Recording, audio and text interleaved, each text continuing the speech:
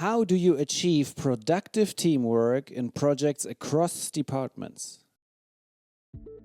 Let's see, what is it that lies behind your daily miscommunication at work? And also how to give feedback to overcome miscommunication.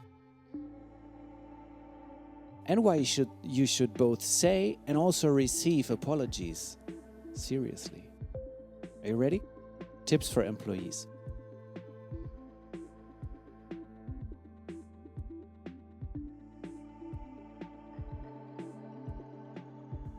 A moment of feedback. It's Monday.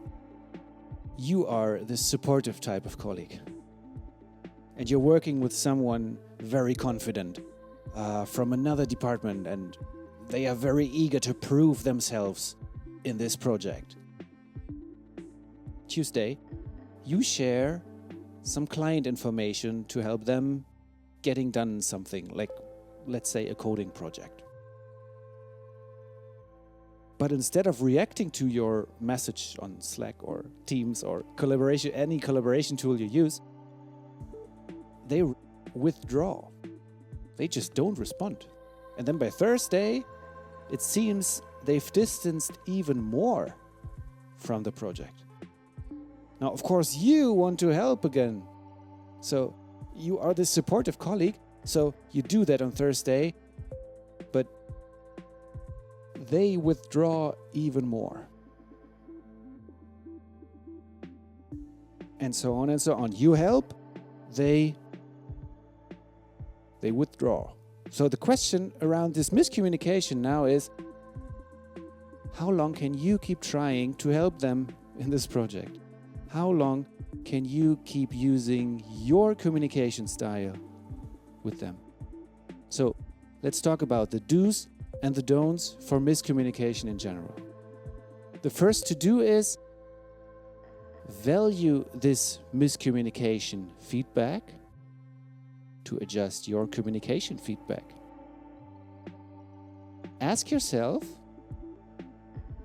what was my autopilot making me do that I should actually stop? Your automatic response was to help, but that didn't achieve your Slack or your Microsoft Teams goal. Let's say enhancing team productivity or the team cohesion or whatnot. And then the second to do, ask yourself, what actually was and now is my goal in this situation? Because you could have done different things to achieve that goal. Like present this goal to your colleague. Let's say close collaboration. Or ask how they would like to work on the project. Or mention how they could help you reach your goal in this project. So knowing about your goals and also about your autopilot responses, it means knowing clear borders, like the borders for yourself,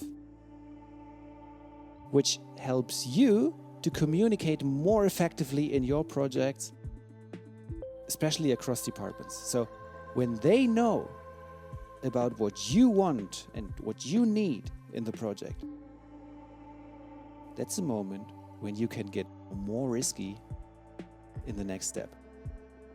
See if they are fast and direct, or if they are a bit slower, maybe more deliberate in action.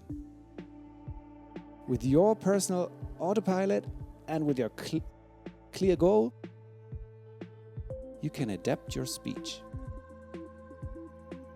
to match this situation, like always for the two of you.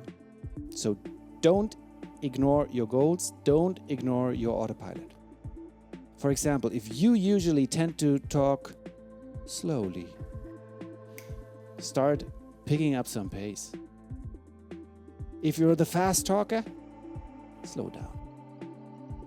Here's how to do these two things. Knowing what to say in response to some miscommunication will help you to adjust your tone and speed. So, based on the concept of social influence, consider this context of your workplace communication. So please do include talking about roles and about the collective responsibilities in this project. That's the first level. But the second level is also talk about emotions and intentions of the individuals in that project. So let's look, for example, at a strategy session with the entire project group. It's about productive teamwork with all the teams involved. In this project, from different departments, everybody's in one room, and this happens. Miscommunication arises. Don't let it just pass by. Pay attention to what is being said, and maybe even how it has been said. And here's a plan for you to listen actively in that situation of miscommunication.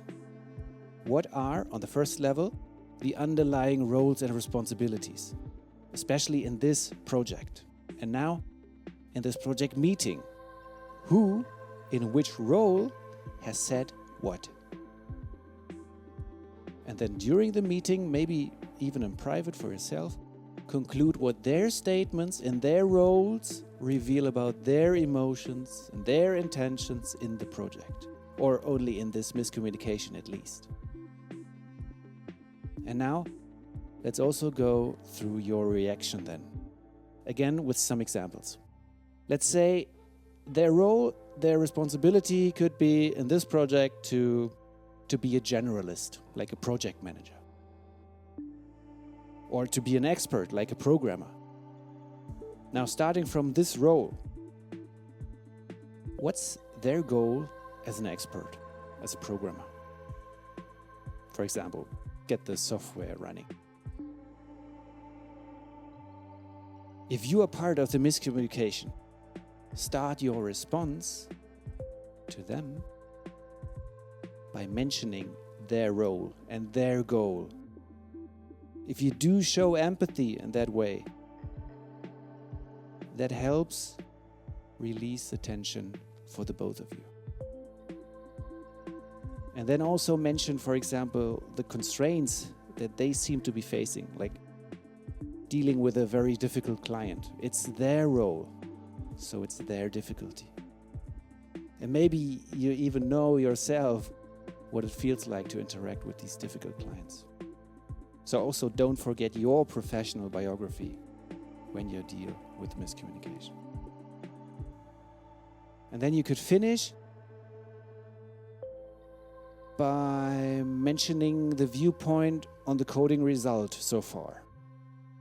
Could be the viewpoint by someone else from another business unit with their special interest in this project. Like the code design is not very elegant. But doing that, of course, don't evade your own responsibility as a project team member. But choose for your social influence from all of these options I've discussed to clarify the miscommunication in the context by reflecting their responsibilities based on what they have said in their role in that situation. Then it's not only their responsibility on some PDF in some project plan, but it's also about their individual day-to-day in this project. So to handle miscommunication in your project team, a big to-do for you is that you appreciate the daily problems, like the crazy experiences between Monday and Friday. And that you don't forget that other people than you, they work in their styles. And now you can even go to the next level for your own clarity and for your positive attitude. Another do for you. Specify the value that this colleague brings to the team from a different department, into this project from a different department. And how much of that value do they actually also add to your work? And when do or might they contribute that value to you? What's helpful? Also, what's not helpful? For example, you could echo someone's enthusiasm, or they point to, for example, to fears or to risks in this project. Do they maybe ask good questions in this project? Or do they rather maintain clarity in the interest of all the co-workers in the project? And so on and so on. Don't underestimate the roles and the responsibilities and the emotions and the intentions when it comes to workplace communication, especially compared to private communication. So based on social influence ideas, you can contribute to the team effectiveness. Just remember to take into account the specific communication context. Like in the examples we had, consider these contexts involve people from different departments, different business units, their roles in that project, their tasks in that project. And at the root of everything here, miscommunication, or how to collaborate or how to not collaborate, it points to specific do's and don'ts of good cooperation in certain situations, both inside and also across different departments. For someone to cooperate with you, especially in times of miscommunication, your aim is to help them understand you. Why? Because when they understand you, they will be able to help you. In this miscommunication, maybe even in a conflict. So in this sense, it's your responsibility that they can help you at all. And in the spirit of social influence, part of adjusting your communication or adjusting your miscommunication could be to focus more on saying sorry. So let's briefly apply all the insights from this video to when and how to say sorry at work. The most important insights now applied to sorry. It starts pretty easy. Miscommunication happened.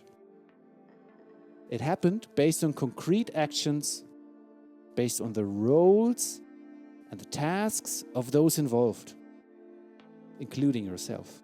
So all of these people involved, somehow they got to be part of this project. Think about these things to then say specifically what concrete thing, what concrete action you're sorry for. And of course also think about how the other persons involved could help you achieve your personal goals in this project. So don't let miscommunication stop you. Instead, accept it in workplaces. Make miscommunication something valuable. Take the insights from this video. Just take those that you like most. Use them to improve what didn't work in the past. Now, if you think about it, what could be your first to do and your first don't? And when? And where? And with whom? With your colleague? Next week in a meeting? When we discuss the next issues? I don't want to do this, I will do that. Now, if your first do is appreciating that you are part of the miscommunication, that's a great one. Because all the do's and the don'ts of miscommunication, they can be so painful because they affect all of these levels of productive collaboration. And not only all of these levels, but not only in yourself, but also in your coworkers or your bosses. So try that out. Good feedbacking in projects, even across departments. And then you are becoming better and better at handling miscommunication. Oh, and over time, You might even forget the first 3 letters and then further improve your miscommunication in the workplace.